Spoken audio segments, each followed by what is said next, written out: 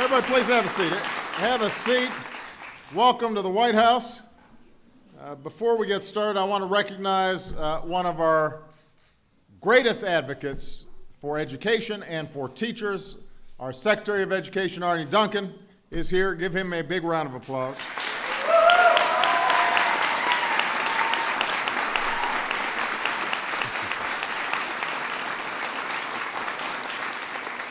Now, let's face it, a lot of important people visit the White House.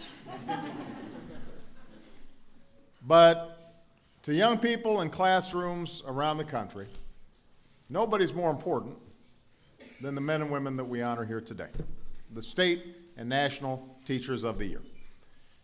These are the kind of teachers who changed lives forever. I wouldn't be here today if it were not for teachers like these who challenged me and pushed me and put up with me and inspired me and set me straight when they had to. And I think everybody here can say the exact same thing. Teachers matter.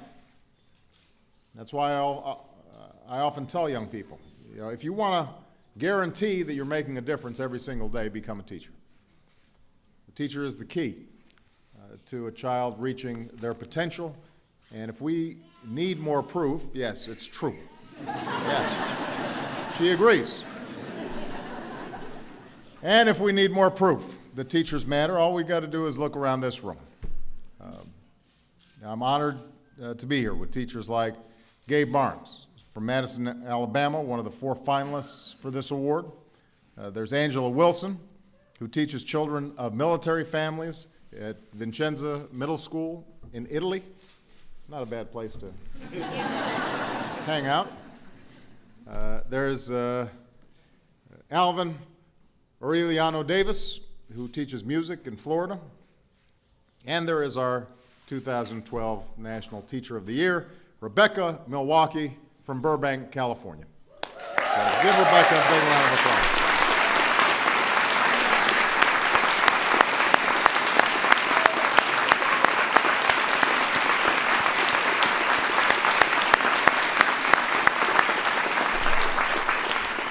And this is Rebecca's crew right here, who are very proud. What is that? And auntie and cousins and my boss. Oh, boss. Even more important. Now, you might say that teaching is in Rebecca's DNA because both her parents taught in public schools. She saw how hard they worked, how much time and energy they devoted to their jobs, how much they gave to their students. But when she was 18, of course, the last thing she wanted to be was a teacher. What teenager wants to do what their parents is doing? So in college, she really rebelled and went to law school. Now, she then tried a few different careers after that. After studying to become a lawyer, she went into publishing and floral design and event planning. But ultimately, she found herself drawn back to the classroom. And her students are so lucky that she did. She's got high expectations for her 7th graders and for herself, but she also knows that school can be fun. And that fits a personality that she describes as a 12-year-old goofball dying to get out. And I have to say, she was a little goofy when I met her.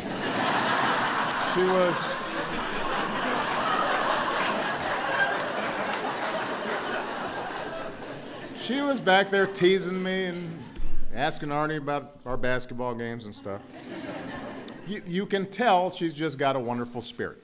And so in addition to everything they learn in her English class, Rebecca's students have had a chance to film their own adaptations of an O. Henry short story. They worked with a local writer to develop 5-minute plays, which professional actors then performed. Rebecca's led field trips to the Science Center, to the aquarium, to Chinatown, even the La Brea Tar Pits. That's a trip you really don't want to lose track of anybody.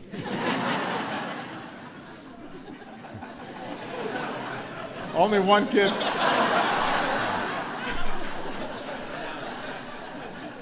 Right. They never showed up that morning. I was wondering where they were.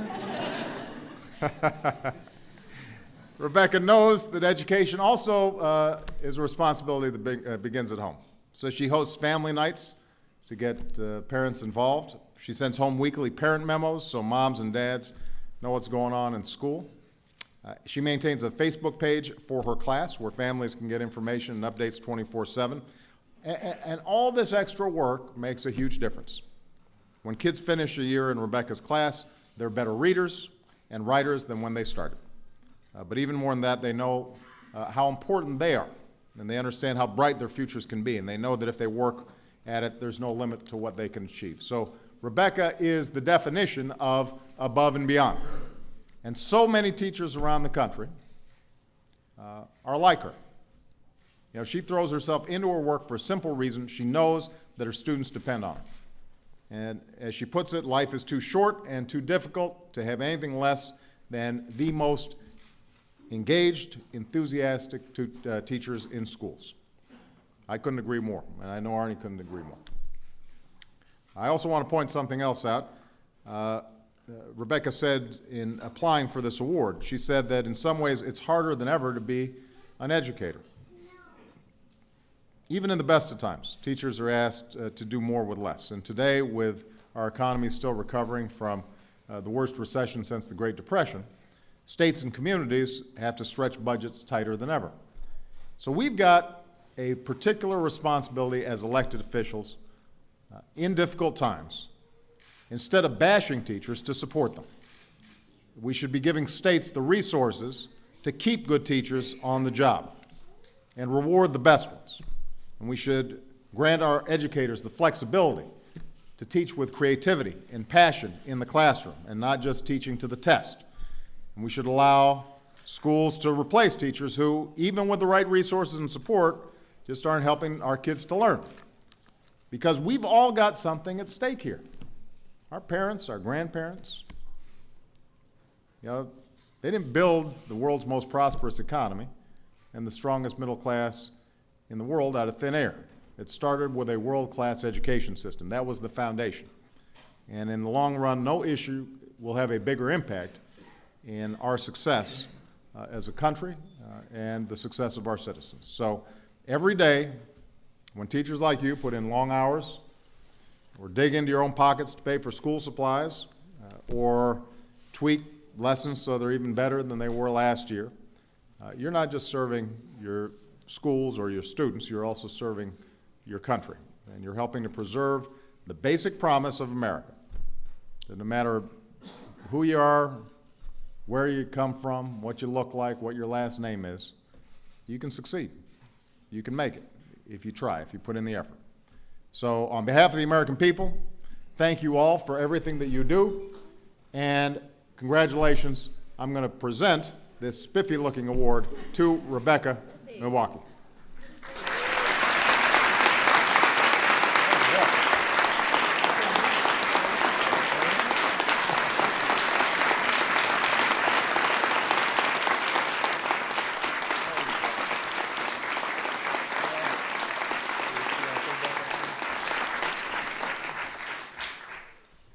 That is very heavy, that award right there. I have a little bit of laryngitis this morning, so please forgive my croaky voice. Thank you, Mr. President, for your kind introduction, and especially for taking your time to honor American educators in the way you have. Inviting us here to the White House to be recognized by you is such a proud moment for us, for our families, and for our students. Your commitment to us, to American children, and to the ideals inherent in a free public education are tremendously inspiring, and I couldn't be prouder that you're my president. Thank you.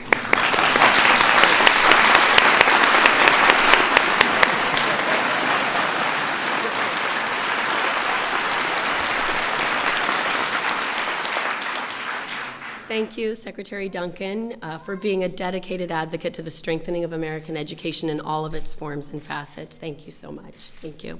Thank you.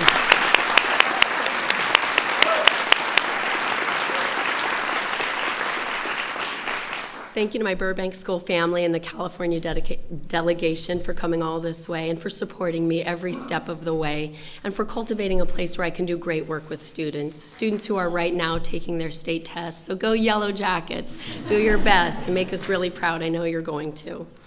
Thank you to my parents, Bill and Sue, for coming here today to see a dream come true. My parents are themselves retired public school teachers, and they devoted much of their lives to guiding, growing, and loving young people, one of whom was me. I think you did pretty well, don't you? Yeah. You're good. To my mother and father-in-law, Tom and Joan, thank you for loving me as one of your own all this time. And most importantly, to my amazing husband, Dwayne, and my son, Davis, your love and your laughter and your devotion sustain and complete me. I could not be here today without your love. I love you so much. Thank you. I stand here today with 53 of America's finest educators, the 2012 State Teachers of the Year. Woo!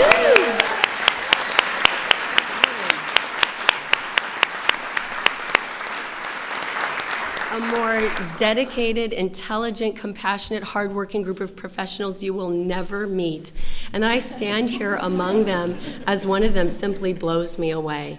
Why? Because I am not the best teacher in America. There isn't one. All across this nation, there are millions of teachers who do the work that I do, and many do it better. But what I do have are the qualities that some of the best teachers have. I have an absolute passion for my work. I have a bottomless well of belief in my students and their potential. I have a thirst for getting better at what I do every single day, and I have a warm and welcoming heart for all students and the unique gifts that they bring to my classroom. But underneath all of that, I have an unshakable understanding that with a strong education, children can do anything they set their minds to. Our children are our future, and that I have a hand in guiding and shaping that future compels me to make every minute, every lesson, every moment with them count. All across this nation, millions of teachers just like me are working wonders in their classroom. And to be sure, the challenges that we face are enormous and complex. There are barriers to student success that we didn't create and which are far beyond our control. But despite these burdens, teachers persevere. Every day here in America, teachers with patience and creativity are opening doors for students to reach deep within themselves, to learn more, to solve problems, to grow, and to nurture their dreams. And that we do this work with conviction, that's not unusual. It isn't even rare. It happens in America's classrooms every day, and I need you to know that. To my fellow educators here today and across this country, I commend you for the magic you continue to make day in and day out in your classrooms. You pull your students in with imaginative lessons, and then you push your students to perform the best they can every single day. The devotion that you show to all of your students will reap a lifetime of benefits that will continue to strengthen this already exceptional nation. So teachers, I want to say to you, be passionate about your work and your students. Stay curious. Never stop learning, and bring the joy of what you know into your classrooms and share it with your students. Set the highest expectations for each and every one of your students, but do me a favor and set an even higher set of goals for yourself. You are a hero to someone, and you may not even know it. And if the future depends on your passion, your dedication, your professionalism, we are in remarkably capable hands, and it is my honor to represent you. Thank you very much.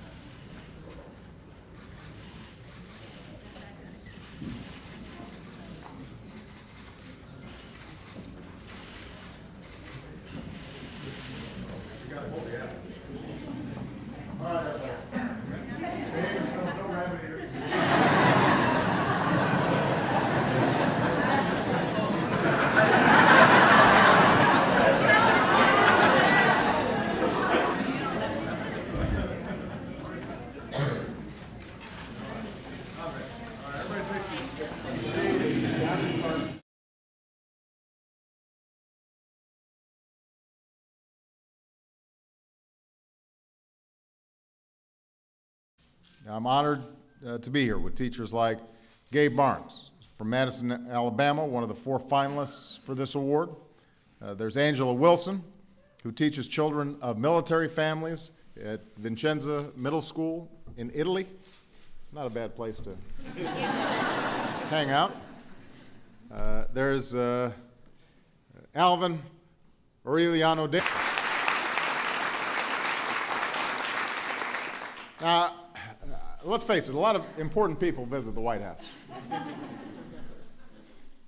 But to young people in classrooms around the country, nobody's more important than the men and women that we honor here today, the state and national teachers of the year. These are the kind of teachers who change lives forever. I wouldn't be here today if it were not for teachers like these who challenged me and pushed me and put up with me and inspired me and set me straight when they had to. And I think everybody here can say the exact same thing. Teachers matter. That's why I often tell young people, if you want to guarantee that you're making a difference every single day, become a teacher. The teacher is the key to a child reaching their potential. And if we need more proof, yes, it's true. Yes, she agrees. And if we need more proof that teachers matter, all we got to do is look around this room. Everybody please have a seat. Have a seat. Welcome to the White House. Before we get started, I want to recognize one of our greatest advocates for education and for teachers. Our Secretary of Education, Arne Duncan, is here. Give him a big round of applause.